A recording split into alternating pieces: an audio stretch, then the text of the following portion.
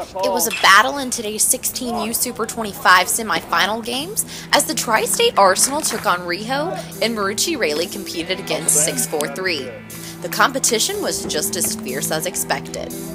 From the get-go, I knew it was going to be a tough game because they've got a really good team. The kid they pitched on the mound was really good. I kind of told the kids it was going to come down to probably one or two runs.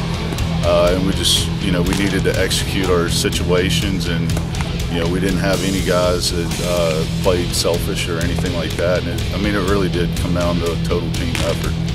And it was a fun ball game. But Coach Chad Raley says he hasn't lowered his expectations for his team.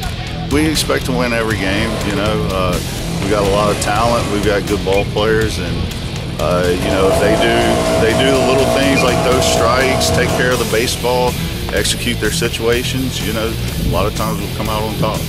I haven't watched them, to be honest with you, but I know they've got a great program, and they've always got good teams, and I expect them to come out, just like 643, and it'll probably be a dogfight to the end. Tri-State Arsenal and Marucci Raley will compete tomorrow at 10:15 to see who will become the 16U Super 25 national champions. Reporting for Perfect Game, I'm Jessie Russell.